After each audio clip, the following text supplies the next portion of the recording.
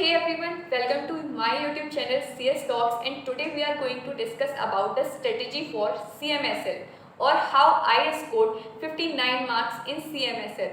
So firstly, we need to understand that what is the right approach to study this subject. अब देखो, इस subject में practical portion भी है जहाँ से प्रैक्टिकल क्वेश्चंस आते हैं और थ्योरेटिकल पोर्शन भी है जहाँ पर बहुत सारे रूल्स एंड रेगुलेशंस आ जाते हैं, जैसे ICDR regulations, LODR regulations, depositories act, collective investment scheme, mutual fund जैसे चैप्टर्स आ जाते हैं जिन्हें सुनकर ही लगता है कि यार ये सब्जेक्ट कितना ज़्यादा कॉम्प्लिकेटेड है और डिफ़िकल्ट है। बट बिलीव मी, ये सब्जेक्ट उतना ही ज़्यादा स्कोरिंग है अगर हम शुरू से कुछ चीज़ों का ध्यान रखकर चलें, कुछ टिप्स को फॉलो करके चलें और थोड़ा सा स्मार्ट वर्क कर लें तो हम इस सब्जेक्ट में उतना ही ज़्यादा अच्छा स्कोर कर सकते हैं। इस वीडियो में मैं जो भी टिप्स आपके साथ शेयर करूंगी वो मैंने पर्सनली फॉलो की थी अपने अटेम्प्ट के टाइम पे। और एक बात और क्लियर कर दूं कि इस सब्जेक्ट में दिसंबर वाले अटेम्प्ट में मैंने 30 के समथिंग कुछ मार्क्स स्कोर किए थे, जिसके बाद में मैंने अपनी गलतियां सारी रियलाइज़ की, मैंने सेल्फ एनालिसिस किया कि मुझसे कहाँ कमियाँ रह रही थी और बहुत सारे स्टूडेंट्स वही मिस्टेक करते हैं। So here I am sharing some tips with you.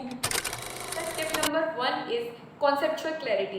अब कॉन्सेप्चुअल क्लैरिटी है क्या और ये कैसे आएगी?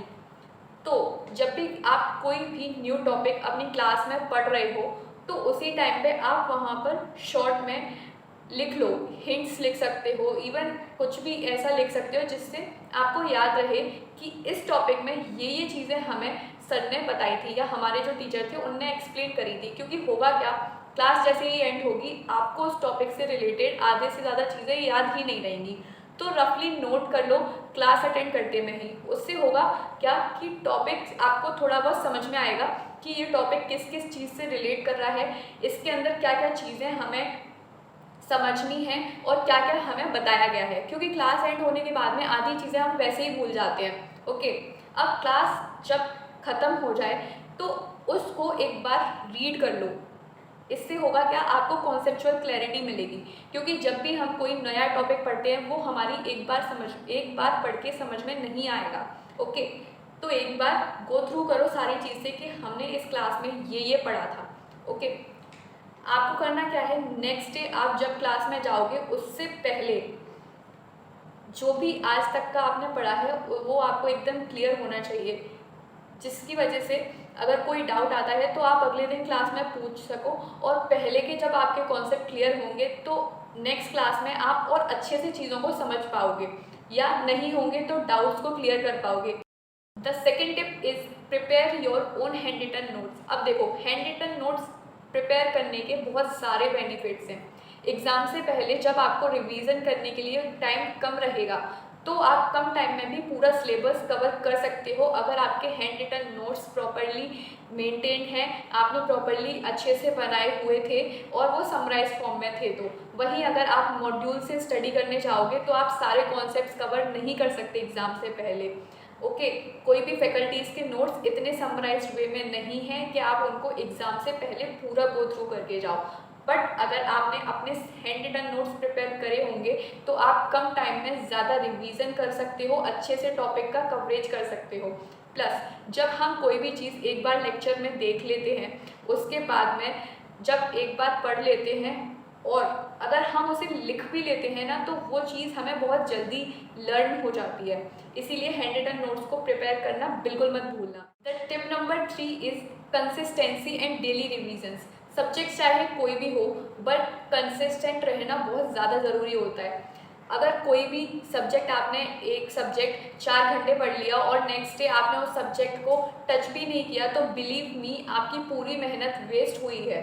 इसीलिए भले ही आप किसी भी सब्जेक्ट को 2 आवर्स डेली दो बट कंसिस्टेंट होके पढ़ना बहुत ज़्यादा इंपॉर्टेंट हो जाता है। ओके, उसके बाद आता है daily revisions. Daily revision is the most important thing which you should not skip. Okay, daily revision बहुत ज़्यादा इंपॉर्टेंट है क्योंकि उसी से आपको समझ में आएगा कि कहाँ पर डाउट्स आ रहे हैं और कहाँ पर आपको कॉन्सेप्ट्स क्लैरिटी कितनी हो रही है।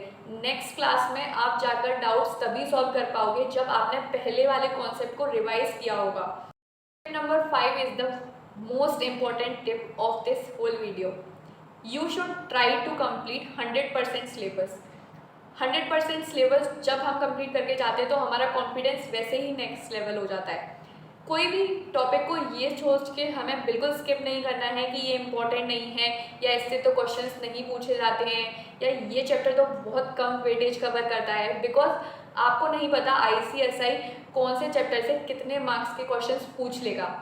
जून 2025 का अगर आप क्वेश्चन पेपर उठाओगे तो उसमें कोई एक चैप्टर था जिससे 10 to 15 मार्क्स के क्वेश्चंस उन्होंने पूछ लिए थे, और उससे पहले उस अटेम्प्ट से पहले उस चैप्टर से 5 मार्क्स से ज़्यादा का नहीं पूछा गया था।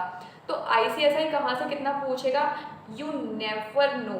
Okay, so try to complete 100% syllabus. हर कॉन्सेप्ट इम्पॉर्टेंट है तो कुछ भी स्किप नहीं करना है। Okay, the last tip, self study. Self study से ही रिजल्ट्स आते हैं। सारे टीचर्स अच्छा पढ़ाते हैं बट सेल्फ स्टडी जो है वो सबसे ज़्यादा इम्पोर्टेंट रोल प्ले करती है, क्योंकि टीचर सबको एक जैसा पढ़ाते हैं बट सबके रिजल्ट्स एक जैसे नहीं आते। तो सेल्फ स्टडी बहुत ज़्यादा इम्पॉर्टेंट है, क्योंकि इन द एंड आपका रिजल्ट सेल्फ स्टडी से ही आना है। If you have any query और any doubt you can ask me on Instagram. Video पसंद आई हो तो लाइक कर देना, कमेंट्स में बता देना कि नेक्स्ट वीडियो किस टॉपिक पे चाहिए और चैनल को सब्सक्राइब कर देना।